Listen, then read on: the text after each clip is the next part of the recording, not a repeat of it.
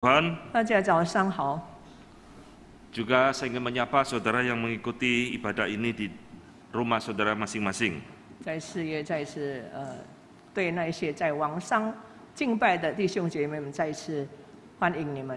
Saudara, mari kita masuk di dalam doa sebelum mendengarkan firman Tuhan. 当我们还没听神的话之前，先来祷告。 Bapa di dalam surga, kami kembali memohon belas kasihan-Mu. 现在我们来到你面前，再一次求你怜悯我们， Karena sebentar kami akan merenungkan dan belajar akan kebenaran firman-Mu, ya 因 Tuhan. 为再过一下，我们要聆听你的话，学习你的 Kau 话。 tolong hamba-Mu di dalam berkata-kata dan menjelaskan firman-Mu, 求你帮助你两位仆人在这里分享你的信息的 dan 时候 juga setiap kami dimanapun kami mendengar dan mengikuti ibadah ini, Tuhan memimpin juga akal budi kami. 也帮助每一个参加我们崇拜的，求你预备我们的心。 Di dalam nama Tuhan kami Yesus Kristus kami berdoa. 我们祷告乃是奉主耶稣基督的圣名祷告， Amin. 阿门。 Saudara sekalian, kita masih di dalam satu suasana mengingat akan kebangkitan Yesus Kristus bagi kita. 我们还是在这个复活节的气氛，纪念主耶稣复活。 Dan hari ini kita akan belajar dari kitab Injil Lukas pasal yang terakhir, pasal 24 ayat 44 sampai 49. 请翻开我们的圣经，在路加福音第24章44节到第45节。 Saya akan membacakan di dalam bahasa Indonesia, saudara sekalian. Lukas 24 ayat 44, ia berkata kepada mereka, inilah perkataanku yang telah kukatakan kepadamu ketika aku masih bersama-sama dengan kamu, yakni bahwa harus digenapi semua yang ada tertulis tentang aku di dalam kitab Taurat Musa, kitab Nabi-Nabi, dan kitab Mazmur. Lalu ia membuka pikiran mereka sehingga mereka mengerti kitab suci.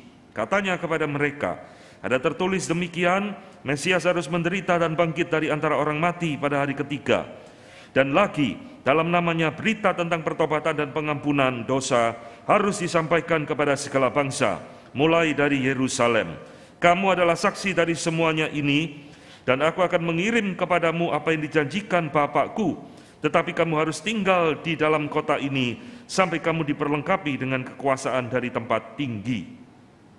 耶稣对他们说：“这就是我从前与你们同在之时所告诉你们的话，说摩西的律法、先知的书和诗篇上所记的，凡指着我的话，都必须应验。”于是耶稣开了他们的心窍，使他们能明白圣经。又对他们说：“照经上所写的，基督必须受害，第三日从死里复活，并且人要奉他的名传悔改、赦罪的道，从耶路撒冷起，直传到万邦。你们就是这些事的见证。我要将我父所应许的灵降在你们身上，你们要在城里等候，这到你们领受从上头来的能力。” Saudara, kebangkitan Tuhan Yesus adalah satu peristiwa yang sangat sulit diterima oleh para murid pada waktu itu. 那么主耶稣复活的事件是当时门徒们很难接纳的事情。 Itulah sebabnya Alkitab kita memiliki 4 Injil yang menceritakan berbagai versi tentang kebangkitan Tuhan Yesus. 所以在圣经当中有四本福音书，用不同的角度来讲到关于耶稣复活的事件。 Empat versi bagaimana Tuhan Yesus menampakkan diri kepada murid-murid untuk meyakinkan mereka. 那么4个角度在那边讲述耶稣怎样向他们显现的事情，住在他们当中。 Termasuk di dalam Injil Lukas yang tadi kita baca, saudara. 也包括刚才我们所读的经文路加福音。 Dan Injil Lukas sendiri mencatat 2 penampakan Tuhan Yesus kepada orang-orang setelah kebangkitannya. 那么在路加福音在那边记载主耶稣复活以后2次，跟四周围的人在那边显现。 Di dalam pasal 24 ini ada peristiwa yang disebut dengan peristiwa Emmaus, yaitu ayat 13 sampai ayat 35. 那么在路加福音里面所记载的是在以马乌斯向门徒显现。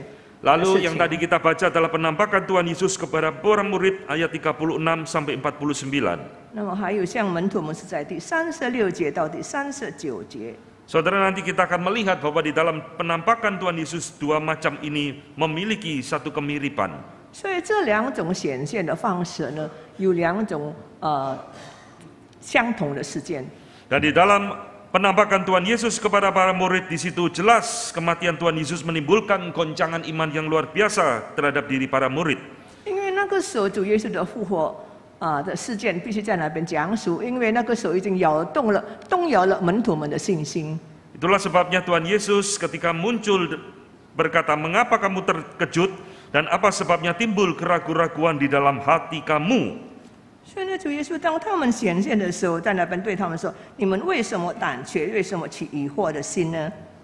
Nah, Tuhan Yesus melakukan dua hal untuk membangun iman para murid yang sedang goncang. 所以主耶稣这个时候做了2样的事件，再次回复门徒们那个时候动摇的信心。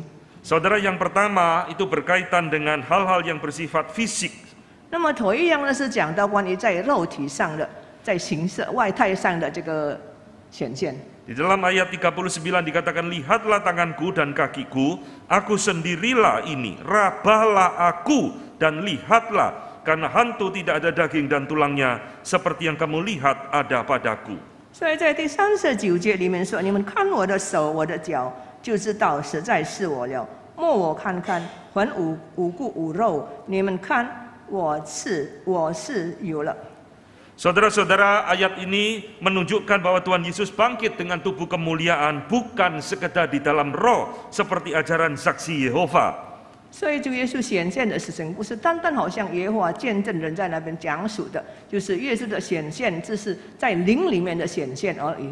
Tuhan Yesus dengan jelas berkata kepada murid, "Rabalah," berarti bisa diraba, dipegang, dan lihatlah, ini berarti sesuatu yang nyata di depan mata mereka. 所以那个时候，主耶稣对他们说：“你们可以摸我，就知道实在是我了。”让他们没有这个疑惑的心。 Yang kedua, Bapak Ibu sekalian, Tuhan Yesus meyakinkan para murid bahwa dia bangkit dengan cara dia makan ikan goreng. 所以主耶稣在那边显现的时候，也在门徒们面前在那边吃这个鱼的肉。 Di dalam ayat 42 yang tadi tidak kita baca, Tuhan Yesus berkata, lalu mereka memberikan kepadanya sepotong ikan goreng. 所以在第42节也说，他们就给他们一片烧鱼。 Dan Tuhan Yesus memakan ikan tersebut. 所以耶稣就在他们面前吃了那个鱼。 Saudara, inilah dua cara Tuhan Yesus meyakinkan kepada para murid bahwa dia telah bangkit mengalahkan kematian. 所以这是2种方法，在那边肯定门徒们，让他们确实知道他是真正的复活。 Di sini kita bisa belajar iman itu bisa muncul dari pendengaran sekaligus dari penglihatan. 所以从这里我们可以知道，这个信心可以从我们的听觉，从我们的视觉在那边看到的。 Tapi hari ini kita mau belajar memfokuskan di dalam ayat 45. 但是今天我们要着重于第45节。 Saudara-saudara perhatikan, setelah Tuhan Yesus meyakinkan para murid dan para murid percaya bahwa Tuhan Yesus bangkit. 所以当耶稣已经肯定了他们，让他们相信主耶稣真正复活。 Tuhan Yesus tidak puas dengan apa yang dilakukan oleh para murid. 所以主耶稣对门徒们所做的，他感到不满足。 Tuhan Yesus tidak puas para murid percaya kepada Dia hanya karena melihat, saudara. 所以主耶稣不单单希望门徒们只有因为看到而相信， Hanya karena meraba tubuhnya. 只有因为摸着他的身体相信。 Tetapi di dalam ayat 44 dan ayat 45 yang menjadi fokus kita pada hari ini, Lukas memberikan kepada kita sesuatu yang unik luar biasa. 但是在这里44节到第45节，我们看见路加这个作者在那边给我们一个很特别的情景。 Tuhan Yesus ingin mengajarkan kepada para murid dan kepada kita bahwa iman yang benar harus disertai pemahaman yang benar pula. 所以主耶稣要肯定我们肯定大家的心，也肯定门徒的心。所以真正的信心必须有真正的理解。 Tuhan Yesus tidak buru-buru senang para muridnya percaya bahwa Dia sudah bangkit. 所以主耶稣不单单因着门徒们相信他复活而感到满足， Tapi Tuhan Yesus membuka pikiran mereka, mengajar mereka tentang kitab-kitab perjanjian lama. 但是主耶稣开窍他们的心窍，让再次把这个旧约的圣经向他们讲述。 Saudara, hari ini kita mau belajar bahwa iman dan akal budi itu sesuatu yang melekat bersama-sama. 所以在这里我们可以看见，信心和我们的思维是一个连在一起的。 Iman dan akal budi sesuatu yang tidak bisa dipisahkan satu dengan yang lain. 所以我们的信心和我们的思维是不能够分开的。 Beriman bukan berarti membabi buta. 所以我们有信心，并不是我们盲从的跟随。 Beriman berarti memakai akal budi untuk mengerti isi dari iman tersebut. 但是我们有信心，我们在那边用我们的思维再一次相信，再一次了解这个事情。 Itulah sebabnya di dalam ayat 44 Yesus berkata, Ia berkata kepada mereka, inilah perkataanku yang telah kukatakan kepadamu ketika aku masih bersama-sama dengan kamu, yaitu bahwa harus digenapi semua yang tertulis tentang aku di dalam kitab Taurat Musa, kitab Nabi-Nabi, dan kitab Mazmur. 所以在这里，在第44节，耶稣对他们说：“这就是我从前与你们同在之时所告诉你们的话。摩西的律法、先知的书和诗篇上所记的，凡指着我的话，都必须应验。”于是于是耶稣开他们的心窍，使他们明白圣经。 Lalu ia membuka pikiran mereka sehingga mereka mengerti kitab suci. 所以耶稣开他们的心窍，使他们明白圣经。 Saudara bandingkan dengan peristiwa di Emmaus ayat ke-27. 所以我们注意到，在以马乌斯显现的事件，在第 Tuhan 30。 Yesus pun melakukan hal yang sama kepada dua orang yang berjalan bersama dengan Dia. 所以主耶稣也同样的向这个走在以马乌斯的2个门徒在那边用这样的方法向他们显现。 Lalu ia menjelaskan kepada mereka apa yang tertulis tentang Dia di dalam seluruh kitab suci, mulai kitab Musa dan segala kitab nabi-nabi. 所以对他们解释，从摩西直到把律法书所写的，来向他们讲述。 Saudara, inilah keunikan Injil Lukas ketika berbicara tentang kebangkitan Tuhan Yesus. 所以这是路加这个记者在那边所讲的这个特别独特的地方。 Dia menghubungkan iman itu dengan akal budi dan pikiran manusia. 所以他就是把这个信心和思维联系在一起。 Kata membuka pikiran di sini itulah yang juga dipakai di dalam Kisah Rasul 16 ayat ke-14. 所以这个开心窍也是在《使徒行传》里面有记载的。 Ketika di situ dikatakan Paulus berkhotbah dan seorang yang bernama Lydia mendengarkan khotbah Paulus dan Tuhan membuka hatinya sehingga dia memperhatikan apa yang dikhotbahkan oleh Paulus. 所以讲到当保罗在那边讲到的时候，那个时候吕底亚在那边开始开他的心窍，使他可以明白保罗所讲的这个道。 Saudara-saudara, bagian firman Tuhan yang kita baca ini sesuatu yang penting sekali untuk kita dengar pada pagi hari ini. 所以也是今天我们应该要深深的思考的一个时间。 Saudara percaya Yesus Kristus bangkit, 所以你相信基督耶稣复活吗？ tapi saudara harus mengerti apa yang menjadi dasar kebangkitan Dia. 但是你必须要了解这个成为这个复活的个根基是什么。 Itulah sebabnya Tuhan Yesus mengingatkan dan mengajar para murid kembali tentang kitab-kitab perjanjian lama. 所以再次主耶稣带领门徒们再一次能够了解这个旧约圣经所讲述的。 Dari kitab Taurat, kitab Nabi, dan kitab Mazmur. 从律法书、从先知书，还有从诗篇。 Saudara, ini adalah 3 bagian penting dari kitab perjanjian lama kita, saudara. 所以这是旧约圣经3个的要点。 Di mana kitab Taurat mengajarkan akan kebangkitan Tuhan Yesus. 所以在律法书当中呢，有没有教导关于耶稣复活的事件吗？ Di mana kitab Nabi-Nabi dan Mazmur berbicara tentang Tuhan Yesus. 所以在先知书还有呢诗篇在那边讲到耶稣复活呢。 3 bagian dari kitab perjanjian lama ini semua adalah bayang-bayang daripada Yesus Kristus. 所以这3处的地方呢是讲到关于耶稣的影子。 Saudara perhatikan di dalam Yohanes 5 ayat 46 Tuhan Yesus menegur orang-orang Yahudi dan orang-orang Farisi. 所以在约翰福音里面也记载，那个时候耶稣在那边责备法利赛人和那个这个教士们。 Sebab jikalau kamu percaya kepada Musa, tentu kamu akan percaya juga kepadaku, sebab ia telah menulis tentang aku. 所以如果你相信摩西的律法必须要相信，因为呢他们所记载的就是有关我的事情。 Apa yang ditulis oleh Musa itu berbicara tentang Yesus Kristus. 所以摩西所写的是讲到关于耶稣的事情。 Dan di dalam seluruh kitab Taurat Musa, kita mengenal apa yang disebut dengan ceremonial law, hukum-hukum upacara keagamaan. 所以在这个摩西五经里面也讲述关于就是这样一关于宗教的事情。 Ada potong 宗教的 korban 律法， bakaran, dosa dan sebagainya.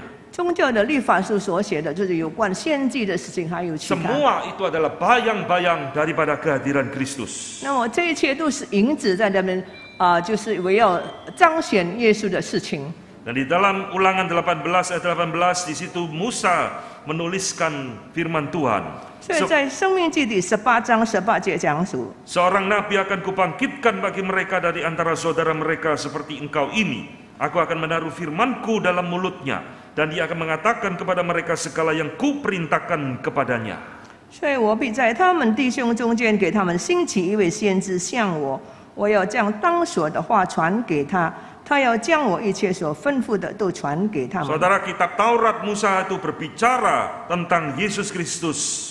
所以摩西律法讲到关于耶稣基督的事情， Dan di manakah di dalam kitab para nabi menubuatkan tentang Yesus Kristus? 所以那个时候的先知在何处在那边预言耶稣的事情呢？ Saudara-saudara, kita seringkali tidak menyadari Yesus Kristus berulang kali dinubuatkan di dalam kitab para nabi-nabi. 所以常常我们没有领会到主耶稣在先知书里面很多讲述他要复活的事情。 Kelahirannya dinubuatkan di dalam Yesaya pasal ke-7. 所以他的诞生在以赛亚书第7章讲述， Kematiannya dinubuatkan dalam Yesaya 53. 所以他的死呢是在以赛亚书第53章讲 Kelahirannya 述， dinubuatkan di dalam Mika pasal ke-5. 还有在弥迦书第5章也在那边讲述。 Pengkhianatannya dijual 30 keping perak dinubuatkan dalam Zakaria pasal ke-11. 所以他的背叛也是在撒迦利亚书有记载。 Inilah beberapa contoh-contoh penting kitab para nabi itu berbicara tentang Yesus Kristus. 所以这是几个先知书里面讲到关于耶稣基督的事件。 Sekarang di dalam kitab Mazmur di manakah berbicara tentang Yesus Kristus? 所以在诗篇在何处在那边记载关于耶稣的事件呢？ Saudara, Mazmur 22 berbicara tentang kematian Kristus di atas kayu salib. 所以诗篇第22篇在那边讲述耶稣死在十 Allahku, 字架 Allahku, 上， mengapa engkau meninggalkan aku? 在那边就是讲述我的神，我的神，你为何离去我？ Mazmur 16 ayat 10 berbicara tentang kebangkitannya. 所以也是有讲在诗篇也是讲述他的复活。 Dan di dalam seluruh Mazmur itu ada disebut dengan 6 Mazmur Mesias. 所以在诗篇整个诗篇当中有6处讲到关于弥赛亚的事情。 Disebut dengan 6 Mazmur Mesias atau Messianic Psalms. Itu seluruh pasal dari 6 Mazmur ini berbicara tentang Kristus. 所以这6处的经文是讲述到基督的事情。 Bahkan Tuhan Yesus memakai perjanjian lama untuk mengajar. 所以主耶稣也用旧约圣经在那边教导， Tuhan Yesus memakai perjanjian lama juga untuk melawan pencobaan di padang gurun. 所以耶稣也用旧约在那边抵挡那个要试探他的。 Saudara lihat di sini, inilah yang Tuhan Yesus sedang ajarkan kepada para murid-murid itu. 这是耶稣向门徒们所彰显的事情。 Bahwa seluruh perjanjian lama itu berbicara tentang dirinya. 所以整个旧约圣经是讲到有关他的事情。 Para murid sebelumnya tidak memahami secara tuntas. 所以门徒们起先他们有真正的完全的了解。 Dan Tuhan Yesus dengan mengajar mereka, Tuhan Yesus membuka pikiran para murid Saya untuk juga- mengerti firman Allah. 所以主耶稣就教导他们，开窍他们的心窍，让他们可以明白神的话。 Karena perjanjian lama berbicara tentang Yesus Kristus, maka ada 3 hal yang menjadi relasi Kristus dengan perjanjian lama. 那么，因为旧约圣经有6处经文在那边讲述到关于耶稣的事情，所以在新约也是有讲述。 Tuhan Yesus adalah penggenap perjanjian lama. 所以主耶稣要成全旧约的律法， Tuhan Yesus adalah pentafsir perjanjian lama yang terbaik. 所以他是最好的一个对律法书的这个解经。 Dan Tuhan Yesus解经家。 adalah penghubung antara perjanjian lama dengan perjanjian baru. 所以主耶稣也把旧约圣经和新约圣经联系在一起。 Dengan kata lain, seluruh isi Alkitab kita itu sebenarnya berbicara tentang pribadi Kristus. 所以整本的圣经是讲到关于耶稣基督的事情。 Saudara, hari ini kita belajar hal yang penting, iman dan akal budi jangan dipisahkan. 所以今天呢，我们学习一个功课，这个我们的这个信心和我们的思维，千万不要把它分割。 Saudara harus menjadi murid Kristus, orang Kristen yang bukan saja beriman membabi buta kepada Dia, 虽然你要成为一个真正的基督徒，不是单单成为盲从的基督 tapi 徒， saudara harus mengerti betul-betul isi firman Tuhan dengan memakai akal budi yang Tuhan sudah berikan kepada saudara. 所以你必须要拥有健康的思维，在那边思想有关这个耶稣的事情。 Saudara, Paulus berkata di dalam Roma 10 ayat kedua, 所以保罗在罗马书第10章第2节里面说： sebab aku dapat memberi kesaksian tentang mereka, bahwa mereka sungguh-sungguh giat untuk Allah, tetapi tanpa pengertian yang benar. 所以若是你没有真正理解的话， 10。 Siapa yang dimaksud mereka oleh Paulus di dalam ayat ini? 所以在这里讲到他们到底是谁呢？ Adalah orang Yahudi sendiri. 就是讲到关于犹太人自己。 Saudara lihat, berapi-api untuk Tuhan itu tidak cukup, saudara. 所以我们知道，我们单单对主耶稣活了还不够。 Menggebu-gebu melayani Tuhan itu tidak cukup. 那么我们单单那个很起劲的在那边侍奉神，也还是 Paulus 不够。 berkata, mereka berkobar-kobar tapi tanpa pengertian yang beres tentang iman mereka. 所以他们那么的活了，但是他们对这个信心姐妹有真正的认识。 Saudara sekalian, inilah yang terjadi dengan gereja zaman sekarang. 那么这是先进的教育常常出现的事情。 Gereja yang tidak lagi suka dengan doktrin dan pengajaran 所以那些不喜欢神学教育的教 akan 会呢， menjadikan orang Kristen malas memakai akal budi untuk mengerti firman. 所以造成基督徒很懒得在那边用他们的思维在那边了解神的 Yang 话。 penting kasih khotbah, banyak cerita, banyak lucu-lucu, banyak kesaksian. 所以最要紧讲到的时候有很多话剧的事 Tidak 情， usah 很多的 pakai 故 akal 事， budi untuk mengerti firman. 所以不必用思维在那边了解神的话。 Saudara, itulah model banyak gereja di dalam zaman sekarang. 那么这是先进教会常常出现的情 Gereja 景。 pada zaman sekarang telah memasuki fase yang disebut dengan anti teologi dan anti dengan intelektual. 所以现今的教会已经处在这个反对神学教育，还有呢反对用思维的这个情景当中。 Banyak pendeta sudah membuang doktrin dan teologi dari gereja. 所以他们已经把神学教育从教育里面把它铲掉了。 Mimbar gereja hanya mirip seperti seminar motivasi. 那么呢，他们的教育单单好像一个宴会一样，宴会的场合一 Itulah 样。 sebabnya banyak orang Kristen sekarang sudah tidak suka memakai akal budi untuk mengerti firman Tuhan. 所以造成很多的信徒不愿意用他们的思维在那边了解神的话。 Sekarang tema-tema khotbah tren di gereja selalu bersifat sesuatu yang kejiwaan dan psikologi semata-mata. 所以现在很多教会他们用的题目也是讲到关于心理学啦，还有其他的， Jangan menyerah, 不要投降，不 jangan 要妥 berputus 协， asa, 不要灰心啦， tetaplah berharap 人就信靠， dan sebagainya. 还有其他的题目。 Saudara lihat di YouTube, itulah salah satu tema yang banyak dikhotbahkan di gereja dewasa ini. 所以，若是你在网上看，你就会发现，在很多教会就 Tema-tema 是 yang 讲 gak 述 ada 这个题 urusannya 目， dengan firman Tuhan. 但是他们就很少没， Khotbah-khotbah yang hanya seperti seminar motivasi. 所以他们的讲道就在那边激动的这 Kalau 个， temanya sudah seperti itu, tinggal hamba Tuhan cari ayat lalu cocok-cocokkan, jangan menyerah, jangan berputus asa, tetap berharap dan sebagainya. 所以他们载的经文也是在那边不要妥协 Saudara 啦， harus 不要灰 mengerti 心啦。 baik-baik apa yang terjadi dengan kekristenan di dalam zaman ini. 所以我们这必须要在这个先进的时代，要真正的了解以及在这个时代当中，我们真正的了解神的话。 Gereja yang anti dengan teologi, 所以，一个反对神学教育的教会 hamba 呢， Tuhan yang benci dengan doktrin, 甚至于讨厌神学教育的教会呢， pasti menghasilkan gereja yang tidak suka berpikir dan tidak pernah memakai akal budi untuk mengerti firman Tuhan. 所以造成教会在那边不愿意用思维在那边了解神的话。 Hari ini Injil Lukas mengingatkan kepada kita, 所以今天路加福音再次提醒我们， Tuhan Yesus tidak puas para murid cuma percaya dia sudah bangkit. 所以主耶稣不单单因着门徒们相信他复活的事情而满足， Dia berkhotbah pengajaran. 所以他在那边讲述这个教训， Dia mengkhotbahkan doktrin perjanjian lama tentang dirinya. 所以讲到关于旧约圣经讲到有关他的事情讲 Dan 述 dia 了， membuka pikiran para murid untuk mengerti firman dengan seutuh-utuhnya. 所以开窍门徒的心窍，让他们可以真正完全的明白圣经的话。 Saudara-saudara, apa sih ciri gereja dan orang Kristen yang anti dengan intelek dan anti dengan teologi? 所以你要小心，因为在现今有很多人反对神学教育，还有反对思维的教会 Perhatikan，saudara, ada dua ciri utama. 他们有两种的特征。 Pertama, Tiga, gereja ini adalah gereja yang sangat menekankan perasaan. 所以这个教会是注重情感的教会， Akal budi pikiran dimatikan, dibuang. 所以把思维完全取掉，变成麻木的。 Lalu khotbah-khotbah yang diberitakan Tuhan yang menyentuh aspek perasaan emosi jemaat. 所以讲到的事情在那边触动了这个信徒的这个情感的事情， Merasa diampuni Tuhan, 感觉到神已经赦免了 merasa 我， dicintai Tuhan, 感觉到神爱我， merasa tenang di hadapan Tuhan, 所以感到很安宁在神面 tapi 前。 sama sekali tidak mengenal sungguh-sungguh siapa Allah yang disembah. 但是却没有真正的了解你所敬拜的神是谁， Ini bahaya luar biasa, saudara 所以这 sekalian. 个是很大的危险。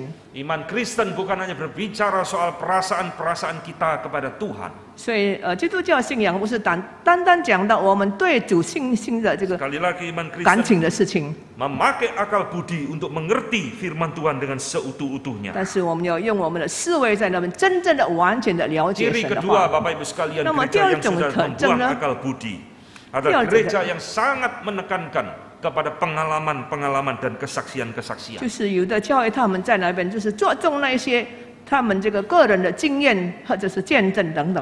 Ketemu Yesus di surga lah, 耶稣在天堂啦， pergi ke neraka lah, 或者是他到地里， ngopi sama Tuhan Yesus lah, 那么跟主耶稣在那边谈天， ketemu malaikat lah, 见到天使， menerima wahyu baru, penglihatan baru. Inilah yang dikabarkan dari banyak mimbar gereja zaman 给 sekarang. 他新的意象、新的看见，这是先进教会常常讲到的事情。 Pengalaman-pengalaman bombastis yang tidak dapat dibuktikan oleh firman Tuhan. 所以呢，这些经验呢是不能够用圣经，不能够用我们的神在那边解释的事 Sehingga 情。 membuat gereja dan orang Kristen tidak lagi suka berpikir untuk mengerti firman Tuhan. 所以造成信徒不再用思维在那边想神的话。 Maka jangan heran saudara akan menemukan Kristus yang diberitakan di dalam zaman ini adalah Kristus yang mirip dukun penyembuh daripada juru selamat dunia. 所以呢，难怪有人把耶稣基督讲道的时候，讲述的把耶稣跟这个巫师讲的一模一样。 Lukas hari ini mengingatkan kepada kita, Yesus tidak ingin dikenal hanya sebatas perasaan dan iman yang membabi buta. 所以呢，路加在一起提醒我们，不是单单用这个麻木的信心在那边盲从的信心来相信耶 Dia 稣 ingin。dikenal dengan memakai akal budi untuk mengerti siapa dia berdasarkan firman 所以你 Tuhan. 的认识应该要从神的话，真正的了解，真正用我们的思维了解神。 Saudara-saudara, mengapa akal budi itu penting di mata Allah? 为什么在神眼光看这个思维很重要呢？ Pertama, karena Tuhan ingin kita mengasihi Dia dengan akal budi kita. 因为主很盼望我们用我们的思想在那边爱神。 Kebangkitan Tuhan Yesus bukan hanya menebus kita dari dosa, saudara. 所以主耶稣的复活不只单单就是我们脱离罪恶， Kebangkitan Yesus juga menebus kita dari pikiran yang berdosa kepada pikiran yang dikuduskan. 但是主耶稣的复活也是在那边使我们可以脱离这些罪恶，接近我们。 Ketika Tuhan Yesus ditanya, apa sih hukum yang paling penting di dalam seluruh kitab suci ini? 所以当有人问耶稣在圣经当中最重要的律法是什么呢？ Tuhan Yesus menjawab, kasihilah Tuhan Allahmu dengan segenap hatimu, dengan segenap jiwamu, dan dengan segenap akal budimu. 所以主耶稣回答他们：你要尽心尽力尽意爱神你的上帝。 Akal budi, pikiran Namun, tidak penting sesuai. bagi Tuhan Yesus. 所以对耶稣来说是很十分重要的事情。 Dia ingin kita mengasihi Allah dengan akal budi kita. 所以他很盼望我们用我们的思想在那边爱神。 Itulah sebabnya jangan pisahkan iman dengan akal budi 所 kita. 以千万不要把我们的信心跟我们的思维把它不把它连在一起。 Saudara, yang kedua, mengapa akal budi itu penting bagi kita? Saudara? 那么第二样呢？为什么思维对我们来说很重要呢？ Karena Tuhan bisa memakai akal budi kita untuk mempertumbuhkan iman kita. 因为神能够用我们的思维来使我们的这个信心可以增长。 Iman itu bertumbuh tidak serta-merta otomatis, saudara. 那么这个信心的成长不是自自然然的成长的。 Itulah sebabnya banyak orang Kristen berpuluh-puluh tahun ke gereja tidak mengerti apa-apa tentang iman Kristennya. 所以造成有很多的信徒虽然几十年相信主，但是却不明白关于基督教信仰。 Tidak mengenal siapa Allah Tritunggal dengan beres. 他们没有真正的认识、了解这个三一神的这个教 Tidak 义， mengenal Yesus sebagai juru selamat dengan utuh di dalam hidupnya. 他们也没有完整的认识，在生命当中完整的认识主耶稣基督是救主。 Kenapa demikian? 所以因着如此， Karena tidak mau memakai akal budi untuk belajar firman, sehingga terus seumur hidup menjadi bayi-bayi rohani. 因为他不愿意用他的思维了解神的话，所以一生当中他是成为一个婴孩的基督徒。 Datang ke gereja ibadah hanya mau cari berkat dari Tuhan. 所以来到教会只有单单要找祝福。 Datang ke gereja cuma mau disembuhkan dari penyakit. 所以来到教会只有要主医治他。 Datang ke gereja cuma mau minta diampuni Tuhan. 只有要求神饶恕。 Selebihnya saya tidak mau tahu. 所以其他的我不愿意知道。 Saudara-saudara, itu bukan iman Kristen. 那么，亲爱的弟兄姐妹，这 Tuhan 不是基督教信 menebus 仰。 akal budi kita supaya kita pakai untuk belajar firman-Nya. 所以主耶稣就是我们用我们的思维来学习神的话。 Roma 12 ayat 2, Paulus berkata, berubahlah oleh pembaharuan budimu. 所以在罗马书12章第2节说， 你要心里更新而变化。 Alkitab tidak pernah mengatakan akal budi itu tidak penting. 所以圣经从来没有讲述过这个思维不重要。 Kekristenan yang sesat mengajarkan iman sejati tidak usah pakai akal budi. 虽然那些错误的教训在那边教导我们不必用我们的思想想。 Kalau engkau kerja baru pakai pikiran buat cari duit. 若是你要找钱，你用你的思维在那边找钱。 Tapi untuk urusan rohani, urusan percaya Yesus, tidak usah pakai akal budi, tidak usah pakai pikiran. 但是呢，要相信耶稣了，不必要用我们的思维。 Yang penting beriman besar kepada Yesus. 那么最要紧呢，就是你对主耶稣有很大的信心。 Sakit tidak usah ke dokter. 那么若是你生病，不必找医生。 Bangun rumah tidak usah dihitung. 那么如果你建筑房子，你不用在那边计算。 Karena kalau pakai akal budi dianggap tidak beriman. 那么若是你用你的思维表示说你没有信心， Saudara, ini bukan ajaran kekristenan. 那么这是不是基督教信仰的教训？ Ayat yang kita baca hari ini sangat-sangat penting, luar biasa. 所以从这里我们可以知道，用思维是很重要的事情。 Lukas mencatat Tuhan Yesus menghubungkan iman dan akal budi. 所以路加在那边记载的就是信心，把信心和思维联系在一起。 Maka saudara kalau tidak mau memakai akal budi untuk belajar firman Tuhan baik-baik, 若是你不要用你的思维好好的学习神的话， saudara akan jadi orang Kristen yang terus akan gampang diombang-ambingkan oleh pengajaran palsu di dalam zaman ini.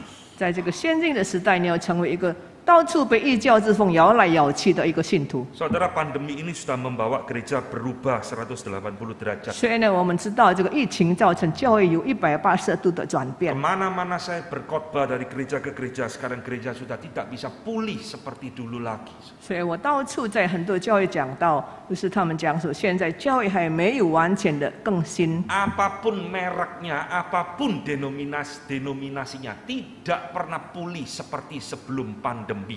所以不论怎样的教训，不论怎样的教会他们有回复，好像过去的情景一样。 Pandemi ini sudah merubah arah pelayanan gereja Tuhan. 所以呢，这个疫情造成我们在那边教会常常改变方向。 Sekarang tidak mau beribadah di gereja, memilih beribadah lewat YouTube dan sebagainya. 所以呢，他们不愿意来到教会来敬拜，他们就在网络上在那边敬拜。 YouTube ini seperti pedang bermata dua, saudara. 所以呢，好像一把两刃的刀一样。 Di situ saudara akan menemukan khotbah-khotbah yang bagus yang bisa membangun iman dan kerohanianmu.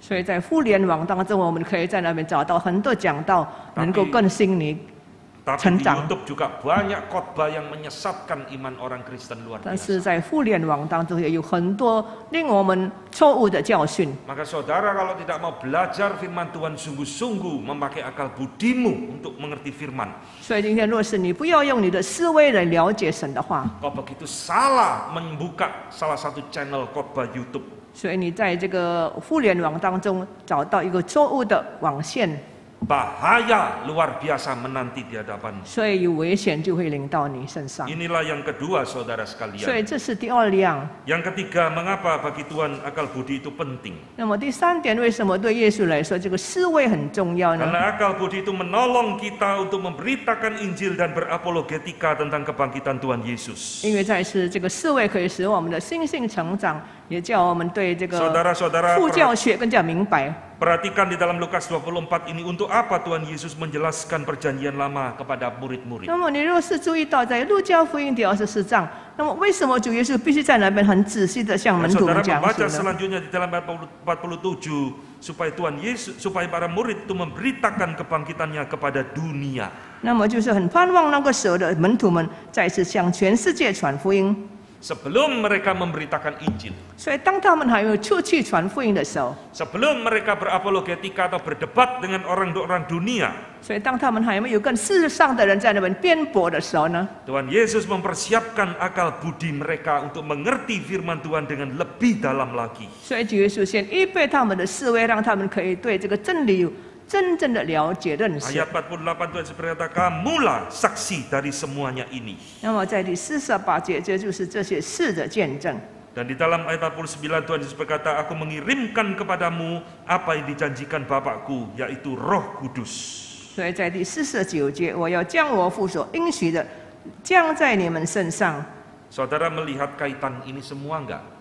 所以若是你看这些经文， Tuhan Yesus mempersiapkan akal budi para murid. 所以主耶稣先预备门徒们的思维， Lalu dia berkata, aku akan meminta kepada Bapa untuk mengirimkan apa yang dijanjikan, Roh Kudus. 所以我要向父求，差派圣灵来帮助你。 Roh Kudus memakai akal budi kita untuk memberitakan Injil. 所以这个圣灵要用我们的思维来去传福音。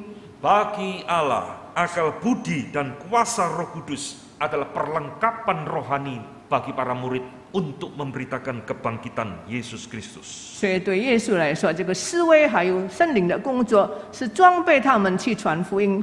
Saudara-saudara, inilah yang Lukas ajarkan kepada kita pada 这 pagi 也 ini. 这也是路加在这里所给我们的教训。 Anti teologi dan anti intelektual bagi saya adalah musuh terbesar gereja saat ini. 所以这是你反对神学教育，反对这一切，就是表示说，这现今教育的一个最大的危机。 Pertanyaannya bagi kita pada pagi hari ini, 所以 saudara-saudara. 今天要问我们大家的事情， Maukah engkau mempersembahkan akal budimu kepada Tuhan? 你愿意不愿意把你的思维交在神的手中呢？ Maukah engkau mempersembahkan pikiranmu untuk mau belajar firman Tuhan baik-baik? 你愿意不愿意用你的思想交托在神的手中，好好 Untuk 的学习， mengenal Allah yang engkau sembah dan engkau layani. 好好的认识你所敬拜的耶稣基督？ Mau? 你愿意吗？ Mau enggak? 你愿意吗？ Enggak mau. 不愿意？ Siapa yang mau 谁愿意呢？ mempersembahkan pikiran untuk Tuhan? 用把你的思维交在神的手中，让神来使用。 Puji Tuhan. Hari ini firman Tuhan sangat luar biasa mengingatkan kepada kita. 所以今天神的话是很特别的，再次提醒我们大家。 Kiranya janji saudara boleh ditepati di dalam hidup saudara. 当然，你所向神所许的愿，能够 Luangkan waktu belajar firman Tuhan baik-baik. 好好的来学习神的话。 Persembahkan akal budimu untuk mengerti 所以呢， firman-Nya. 让你的思维可以明白神的话， Sehingga pelayanan di gereja ini akan diberkati oleh Tuhan. 以致让你在这个教会的侍奉可以蒙神的祝福。 Kita tidak melayani Tuhan ngawur-ngawuran, pokoknya giat teriak-teriak, tidak. 我们不是很盲从的、很迷糊的在那边侍奉神，很火热，好像看起来火热一样。 Harus pakai akal budi. 但是你要用你的智慧侍奉神，智慧来侍奉神。 Mari kita tunduk kepala. 让我们低头祷告。 Bapa di dalam surga, terima Omenzai. kasih untuk teguranmu pada pagi ini. 天上的父神，我们为着你的责备感谢你， Yang mengingatkan kepada kami bahwa gereja dan kekristenan sudah berada pada titik yang mengerikan luar biasa. 那么再一次提醒我们，现在教会已经进入到很危险的处境里面。 Doktrin dan pengajaran tidak lagi menjadi kesukaan bagi gereja Tuhan. 那么一切错误的教训成为很多教会所喜爱的， Banyak pikiran tidak lagi dipakai untuk mengerti firman-Mu. 他们也没有用思维来了解神的话。 Hari ini Lukas mengingatkan kepada kami 所以路加记者再一次提醒我 agar 们， kami mempersembahkan akal budi kami untuk mengerti dan mengenal Engkau. 所以让我们用我们的思维来去为主传福音认神。 Tuhan, hamba-Mu berdoa bagi gereja di tempat ini. 你的仆人这个时候为着这个教会祷 Dan 告。 juga siapapun yang nanti akan mendengar khotbah ini. 那么或者是不论每一个人来听这个 Ya 信息 Tuhan, 的， berbelas kasihan kepada kami semua. 求你施下怜悯的心给我们大 Agar kami 家， dengan kerelaan hati mempersembahkan akal budi kami untuk mengenal Engkau. 帮助我们用心甘情愿的思来再一次把我们的思维交在 Belajar 你的 firman 手 Tuhan 中， baik-baik. 好好的学习神的话， Sehingga kami tidak menjadi bayi-bayi rohani. 让我们不至于成为婴孩的这信徒。 Dengar seru doa kami, 求 Bapa. 你垂听我们的祷告， Dalam nama Tuhan kami Yesus Kristus kami berdoa. 我们祷告是奉主耶稣基督圣名祷告， Amin. 阿门。